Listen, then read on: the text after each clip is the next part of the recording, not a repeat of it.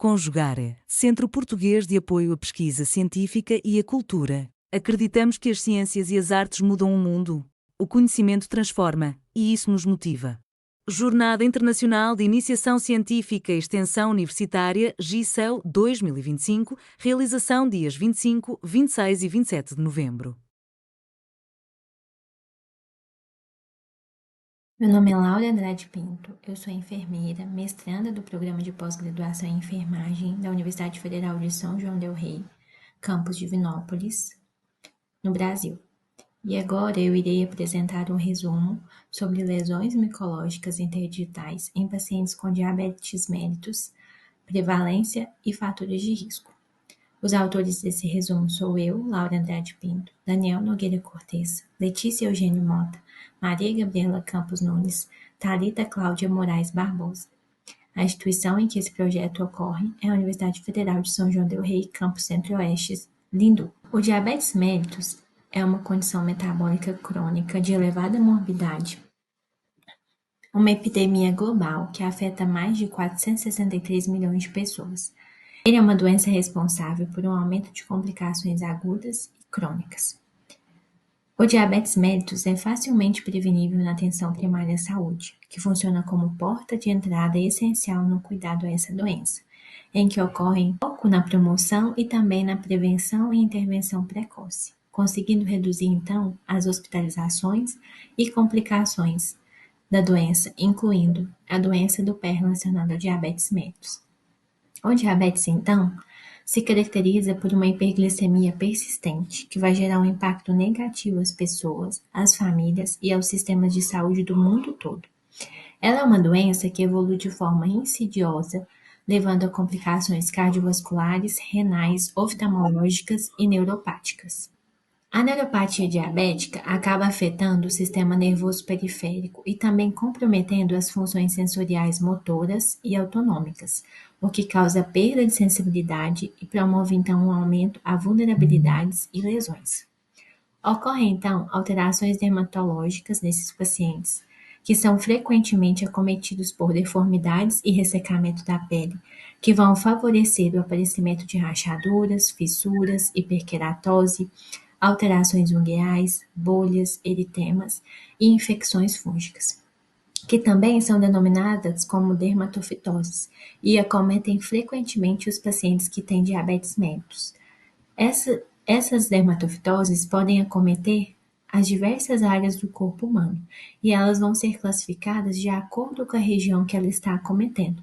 Então, por exemplo, a Tinea pedis acomete os pés dos pacientes. A Tinea ungueum vai acometer as unhas e assim por diante. A Tinea pedis, então, ela acaba comprometendo 25 a 30% dos adultos com diabetes mellitus. E essas dermatofitoses vão acabar gerando as lesões interdigitais, que vão funcionar como porta de entrada para infecções agudas. E isso vai gerar um aumento do risco de úlceras e também de amputações. Então, a avaliação regular vai permitir uma detecção precoce dessas alterações e também o manejo eficaz, que pode acontecer na atenção primária à saúde, vai conseguir reduzir de forma significativa as complicações mais graves. Bom, os objetivos gerais desse projeto, então, é estimar a prevalência de lesões interdigitais e também analisar sua relação com fatores clínicos, sociodemográficos e também comportamentais em pessoas com diabetes mellitus atendidas na atenção primária à saúde de um município de Minas Gerais. Esse trabalho, ele faz parte da etapa transversal de um estudo de coorte que foi voltado à identificação da incidência de úlcera nos pés em pessoas com diabetes mellitus. Ele ocorreu em 32 unidades urbanas de estratégia de saúde da família e essa seleção ocorreu por meio de sorteio. A coleta de dados aconteceu no ano de 2022, mas para a gente entender um pouquinho melhor da população, no ano de 2021, segundo dados do IBGE, haviam 7.288 pessoas diagnosticadas com diabetes mellitus que estavam cadastradas no Sistema de Informação em Saúde Municipal da cidade, das quais 4.862 pessoas residiam nas áreas de abrangência selecionadas. Então, a amostra da coleta, Ela foi calculada para uma população finita, com uma incidência anual de 20%, em que o nível de significância considerado foi de 5% e a margem de erro foi de 2,5%, resultando então num cálculo amostral de 1.500 participantes. Os dados dessa pesquisa foram coletados entre junho de 2022 e junho de 2023. A seleção dos participantes ocorreu por meio dos registros que estavam presentes no Sistema Municipal de Saúde, e essa entrada no sistema aconteceu com o apoio dos agentes comunitários de saúde. Foram realizadas, então, aproximadamente 4.700 ligações telefônicas para se conseguir realizar o agendamento com esses pacientes. E posterior ao agendamento, foi realizado de forma presencial nas respectivas unidades de saúde dos pacientes as entrevistas e, posteriormente, as avaliações clínicas. Todos os participantes que participaram da pesquisa assinaram um termo de consentimento livre e esclarecido, e esse trabalho ele recebeu aprovação ética sob o parecer 4752-204. Então, no questionário sociodemográfico, existiam perguntas sobre a faixa etária, em que o paciente era classificado como maior ou igual a 60 anos e menor que 60 anos, relacionadas ao sexo, como sexo feminino e masculino, estado civil, com companheiro e sem companheiro, renda menor que 2 salários mínimos ou maior que 2 salários mínimos, escolaridade menor que ensino médio completo e maior ou igual a ensino médio completo, e a situação ocupacional naquele momento do paciente, se estava ativo ou inativo. Além das perguntas sociodemográficas, fizemos perguntas também mais específicas sobre os cuidados com os pés daqueles pacientes.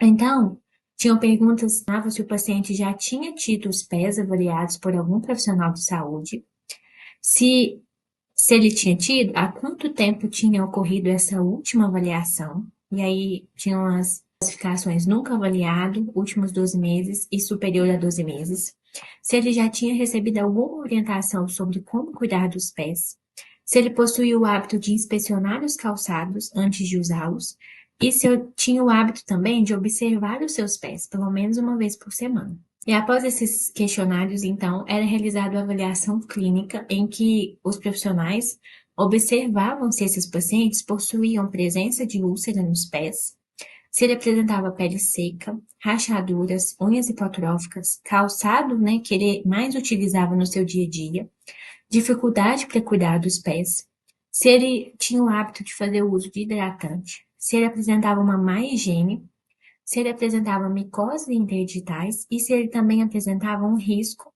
para desenvolver a doença do pé relacionada ao diabetes mellitus. E aí era feito, então, uma classificação entre moderado e alto risco ou sem e baixo risco. Após a coleta de dados, então, os resultados encontrados passaram por uma análise estatística no programa SPSS versão 26.0 e também no programa R, na versão 4.4.1.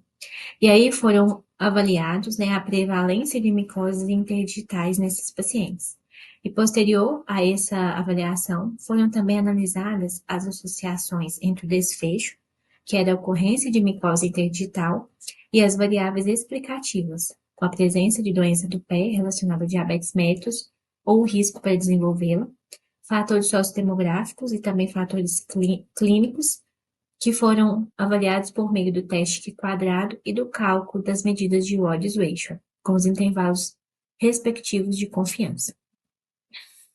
Como resultados, então, essa pesquisa encontrou 1.572 participantes, dentre os quais 63,3% era do sexo feminino, 62,3% possuíam uma idade superior ou igual a 60 anos, 53,5% não tinham concluído o ensino fundamental, 39,5% estavam sem companheiros, 71,8% estavam sem trabalho, 54% possuíam uma renda maior ou igual a 2 salários, 51,4% já possuíam o diagnóstico de diabetes mellitus há mais de 10 anos e 75,4% faziam uso de polifarmácia.